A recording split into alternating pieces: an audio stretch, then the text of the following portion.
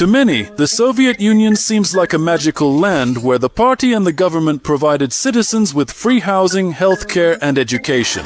This myth of the socialist state's generous care still lives on in the minds of many people. However, behind the attractive facade of so-called free benefits, there was an unseemly reality that those nostalgic for the USSR curiously remain silent about. In reality, Soviet citizens paid an exorbitant price for these benefits, and in fact, they gave up more money than citizens of capitalist countries. Yes, you heard that right.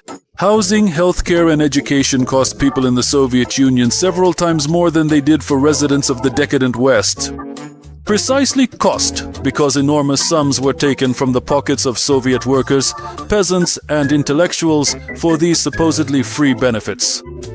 That can't be true! Someone who received an apartment in the USSR might exclaim.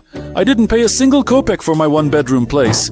Oh, but you did pay. And how? You paid with your hard-earned money without even realizing it. But how exactly did this happen? The scheme was very simple. Everyone paid, regardless of their work experience, age, gender, or whether they actually received housing or not. Do you want to know how the Soviet Union pulled this off, all while hiding behind the illusion of caring for its people? Let me tell you what the real price of this so-called freebie was. But first, subscribe to this channel and hit the bell to get notifications about new videos. Don't forget to like and leave comments. By doing so, you help promote this video. And if you'd like to support the creator, check out Patreon and buy me a coffee. All the links are in the description and the first comment. To understand just how free the benefits in the Soviet Union really were, you need to compare the economic situation of Soviet citizens with that of their counterparts in capitalist countries like the United States. For example, in 1978, the average salary of an industrial worker in the United States was about $880 per month, while in the USSR, the average worker's salary was roughly 180 rubles. If we take the official exchange rate, where $1 equals 67 kopecks, this gives us approximately dollars as the monthly salary of a Soviet worker.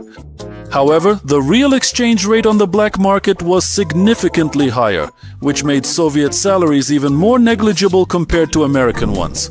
A worker in the US could afford much more than his Soviet counterpart. A lathe operator at a Ford plant earned 3 to 4 times more than a lathe operator at the Gorky automobile plant.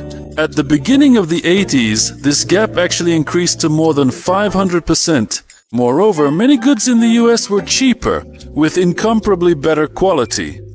For example, back in the year 1978, the average retail cost of a brand new car in the United States was roughly $4,300, which was considered quite affordable and well within reach for the typical American worker at that time. In the USSR, however, buying a car was an almost impossible dream for most citizens, since the average prices for cars were 3 times higher than in the US, while salaries were 4 times lower. Furthermore, one had to wait patiently for many years in line to buy a car. Queue number 8,955. Oh dear. What am I supposed to do now? A pound of coffee in the US cost about $2, which is just over 1 ruble, while in the USSR, the price of a kilogram of coffee in stores, if it was even available, reached up to 45 rubles per kilogram, that is, $30. Butter, cheese, and eggs in the USSR were twice as expensive as in the US. Only the prices of Soviet fish could compete with those abroad. And even then, not all of them. Bread was cheaper, and that's not surprising. Bread was a strategic product in Soviet propaganda. They could even choose to sell it well below the actual production cost just to maintain what they referred to as social stability. And now, let us examine the most important and revealing figures, which will clearly and undeniably show exactly how the Soviet Party and their government systematically fleeced their own citizens. For convenience, all figures will be given in rubles, since that was the currency of the USSR. So, here is a comparison of the minimum subsistence level and workers' salaries in the US and the USSR in 1978, in rubles per person. From this table, we can see that the minimum subsistence level in the USSR was 85 rubles, while the average salary was 180. In other words, almost half of a salary was taken up by the most basic minimal expenses. In the US, however, the minimum subsistence level was 134 rubles, which was only a quarter of the average worker's salary of 586 rubles per month. What do these numbers mean? In the US, the minimum subsistence level allowed not only to cover basic needs, but also to save money, giving American workers much greater financial freedom.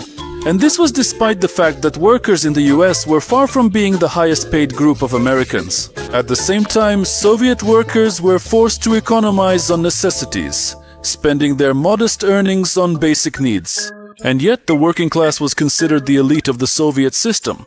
In other sectors of the national economy, salaries were 30 to 50% lower, while the subsistence minimum remained the same.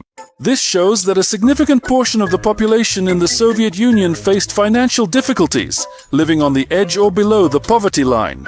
My name is Anatoly Yefremovich. My last name is Novoseltsev. I live only on my salary, that is from paycheck to paycheck. Is it even necessary to explain now that free housing, healthcare, and education in the USSR were not really free? After all these social benefits and services were funded and paid for, with the very hard-earned wages and money, that Soviet citizens never actually had the chance to receive directly in their own hands. For me to receive it? Why? To fix my trousers. You used your last paycheck for pants. The Soviet party and government took this money through low wages and high prices for goods, including basic necessities. This money was used to fund numerous government programs, including the construction of so-called free apartments, the maintenance of so-called free healthcare and education, as well as the upkeep of the massive state bureaucracy, the military-industrial complex, and the army. And while in the USA a citizen paid for necessary benefits out of their own pocket, they also received an adequate salary that allowed them to manage their own finances. In the USSR, however, citizens paid compulsorily by not receiving a significant portion of the money they could have spent at their own discretion and much more efficiently. That's why a person who finally received a long-awaited one-room apartment in the USSR supposedly for free, supposedly without spending a single kopeck, in reality paid for it many times over. And not only did they pay for it, but they also significantly overpaid. The Soviet system sought to create the appearance of equality and care for its citizens, but in reality, this equality meant leveling down into poverty and deprivation. The average Soviet citizen worked more for less compensation than his American counterpart. This gap in living standards was carefully concealed behind a veil of propaganda and ideological slogans. Why this happened is no secret. The reasons lie in the very essence of the USSR's economic system, where the state controlled all aspects of the economy, from production to the distribution of goods. This led to inefficiency, corruption, and shortages. Unlike a market economy where competition drives improvements in the quality of goods and services, the Soviet planned economy could not even provide citizens with basic necessities. As a result, Soviet citizens paid a huge price for the supposed free benefits, housing, healthcare, and education. Their labor, low wages, and limited opportunities were the resources the state used to maintain its power and control over the population. Thus, the myth of free benefits in the USSR collapses under the weight of facts and figures. The real cost of these free benefits was much higher than in countries with a market economy, and it was paid for through the labor and hardships of Soviet citizens.